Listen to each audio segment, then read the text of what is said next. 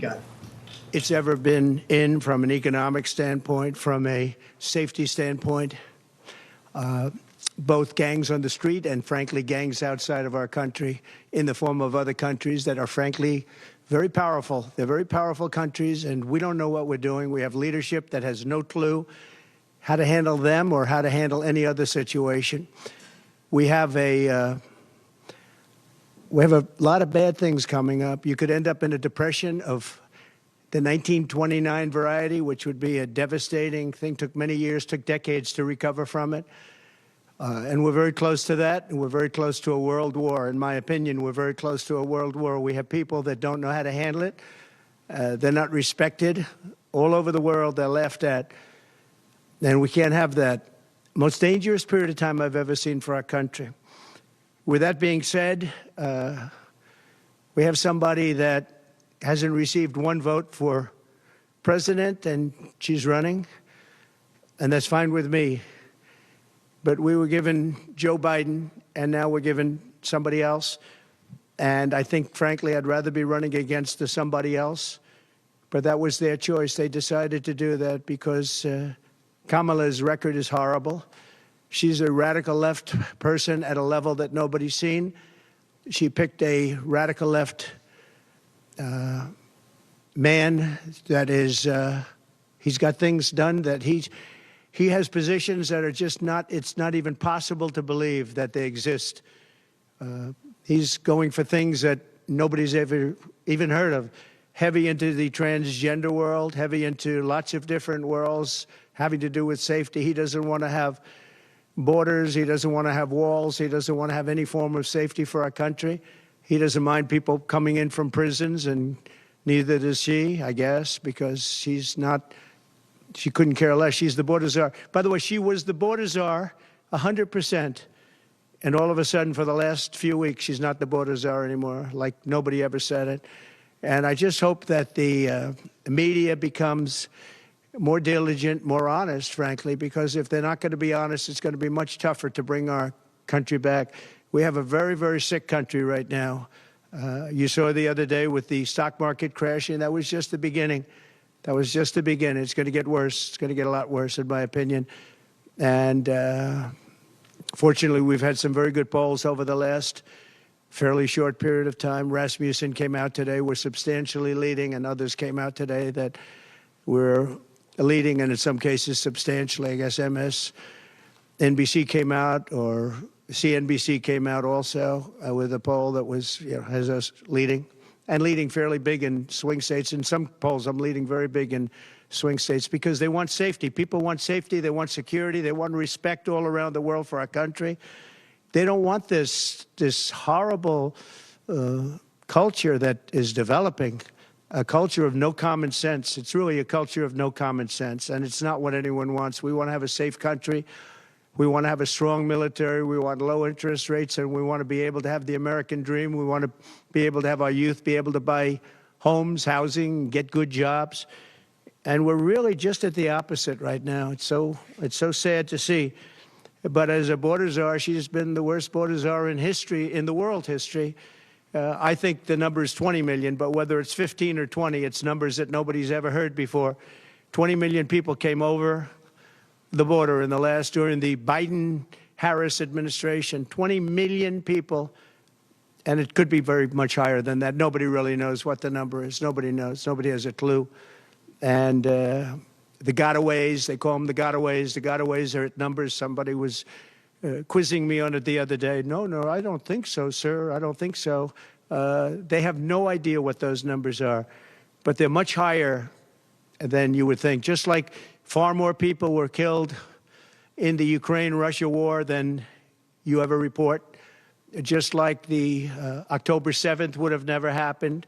Russia would have never hit Ukraine had the election result been called differently. It was a very bad call, but Russia would not have attacked Ukraine. October 7th in Israel would have never happened. You wouldn't have inflation. A lot of great things would have happened, but now you have millions and millions of dead people, and you have people dying financially because they can't buy bacon, they can't buy food, they can't buy groceries, they can't do anything. And they're living horribly in our country right now. With all of that being said, I think it's very important to have debates, and we've agreed with Fox on a date of September 4th. We've agreed with NBC, fairly full agreement, subject to them, on September 10th. And we've agreed with ABC on September 25th. So we have those three dates, and those networks, they're very anxiously awaiting that date and those dates. So we have September 4th, September 10th, and September 25th. We have spoken to the heads of the network, and it's all been confirmed, other than some fairly minor details. Audience, some location, which city would we put it into, but all things that will be settled very easily, I think it'll be very easy. The other side has to agree to the terms. They may or may not agree. I don't know if they're going to agree. She hasn't done an interview. She can't do an interview. She's barely competent, and she can't do an interview. But I look forward to the debates because I think we have to set the record straight. Why is it that millions of people were allowed to come into our country from prisons, from jails, from mental institutions, insane asylums, even insane asylums? It's a mental institution on steroids. That's what it is. When you see the people that are coming into these are institutions that are being emptied out, not in South America, all over the world, including South America, all over the world. Prisons are being emptied out into our country because we have a president that's the worst president in the history of our country. We have a vice president who is the least admired, least respected, and the worst vice president in the history of our country. The most unpopular vice president, and because of political reasons or because of being politically correct, even though she never received a vote. Don't forget, she was the first one defeated, as I remember it, because I watched it very closely, but she was the first one. She never made it to Iowa, the first state. She never made it to Iowa. She was the first one that was defeated.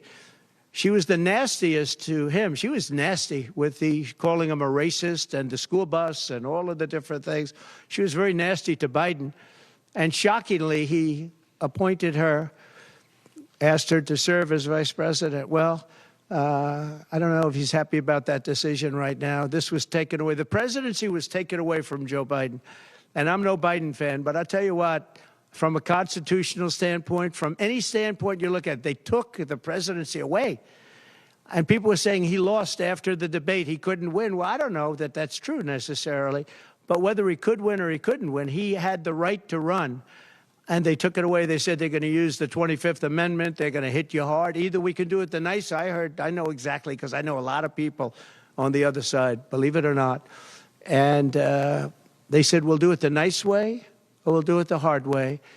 And he said, all right. So that, I mean, they've really taken, what they've done is pretty incredible.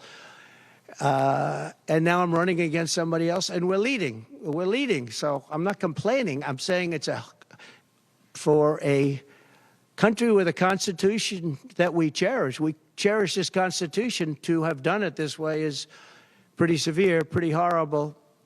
You would have thought they would have gone out to a vote. They would have had a primary system. They would have done something. But to just take it away from him like he was a child. And he's a very angry man right now, I can tell you that. He's not happy with Obama, and he's not happy with Nancy Pelosi, crazy Nancy. She is crazy, too. She's not happy with any of the people that told him that you've got to leave. He's very unhappy, very angry. And I think he also blames her. He's trying to put up a good face, but it's a very bad thing in terms of a country when you do that. I'm not a fan of his, as you probably have noticed. And he had a rough debate, but that doesn't mean that you just take it away like that. Or you go out to a vote, you do something. He had 14 million votes. She had no votes. She got no votes. And I think she's crashing. I think when people find out, and I think people are starting to find out what a bad job she did, what a bad job she did on the border. She's trying to say she had nothing to do with the border. She had everything. She was appointed to head the border. And then they said, border czar, oh, she loved that name. She loved that name. But she never went there. She went to a location once along the border, but that was a location that you would love to go and have dinner with your husband or whoever. That was a location that was not part of the problem. That was not really going to the border. So essentially, she never went to the border. And if you listen to Tom Homan, if you listen to the great border people, Brandon Judd from Border Patrol, if you listen to Paul, I mean, so many different people. I speak to them all the time. And I did when I was president. We had the best border in the history of our country. Now we have the worst border in the history of the world. Millions of people coming in, and our country cannot sustain it. Our country is going down because of this, because of incompetent people. So I just look forward to these debates. I think it's very important that we have them. I hope she agrees to them, September 4th, September 10th, September 25th. And I think they'll be very revealing. I think they'll be very revealing. Do you have any questions, please? How have you recalibrated your strategy to compete against Harris? I haven't recalibrated strategy at all. It's the same policies, open borders, weak on crime. I think she's worse than Biden because he got forced into the position. She was there long before. She destroyed San Francisco. She destroyed California as the AG. But as the DA, she destroyed San Francisco. A friend of mine, Bob Tisch, all know the Tisch family. He was in many cities with companies. He said the greatest city in the country is San Francisco. That was about 20 years ago. And he passed away a while ago, and he would be looking down and said, what happened? He thought it was the best city in the country. He had divisions there, lows. And he would be looking down in horror now when he sees she destroyed no cash bail, weak on crime. She's terrible. And yet they weaponized the system against me. They have me. I got so many lawyers. Now they want to delay cases. I won the big case in Florida.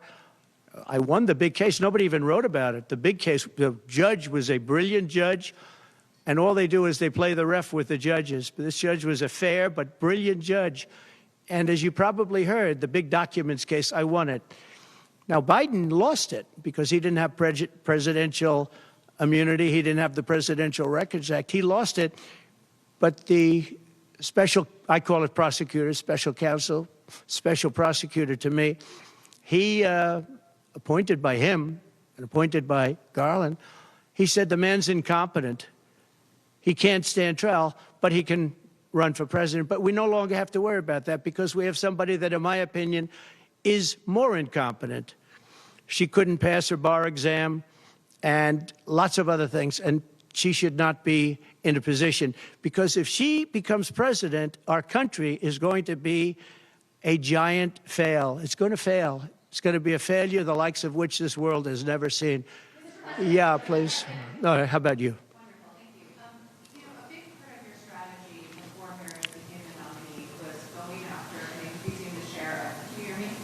You have to speak louder. Okay, great. A big part of the strategy for your campaign before Harris became the nominee was appealing to black voters. That's Yeah. something you were really going after. In polls, we really see Harris gaining ground with that group. And I'm wondering how you are going to go after black voters now that she's the nominee and really winning them over. Well, it changes around a little bit. I'm getting other voters. Perhaps, I was doing very well with black voters, and I still am. I seem to be doing very well with black males. This is according to polls, as you know. It's possible that I won't do as well with black women, but I do seem to be doing very well with other segments, extremely well with Hispanic. Jewish voters way up. White males way up. White males have gone through the roof. White males way up. Now, I don't know. All we're doing is giving you the stats that you have. It could be that I'll be affected somewhat with black females, where we're doing pretty well. And I think ultimately they'll like me better because I'm going to give them security, safety, and jobs. I'm going to give them a good economy. We have a very bad economy right now. We could literally be on the throes of a depression, not recession, a depression. And they can't have that. They can't have that. So I think I'm going to do well with everybody, especially when the facts are out. Yeah, please, in the back.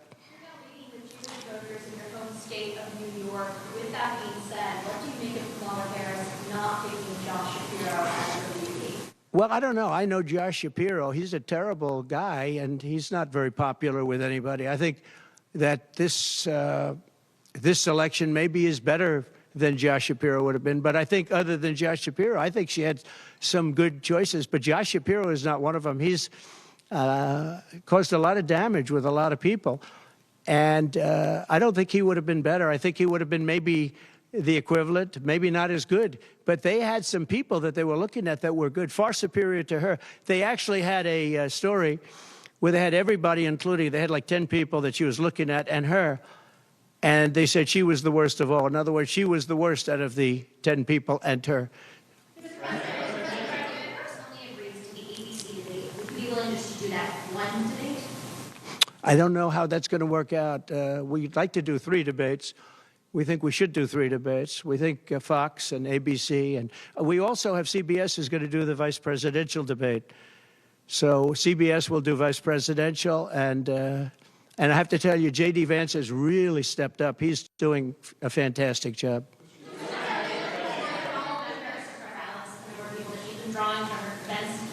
Say it. Are you worried at all about the size of Harris's crowds? Oh, give me a break. Listen, I had 107,000 people in New Jersey. You didn't report it. I'm so glad you asked. What did she have yesterday? 2,000 people? If I ever had 2,000 people, you'd say my campaign is finished. It's so dishonest, the press. And here's a great example.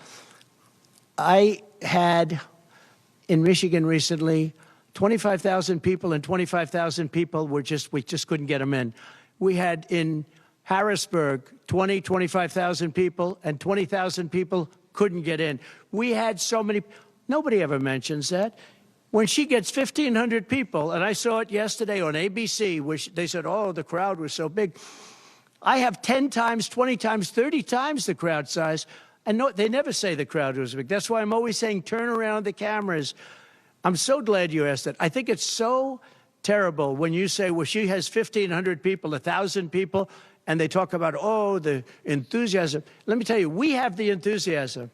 The Republican Party, and me as a candidate, but the Republican Party has the enthusiasm because people want to see crime stopped.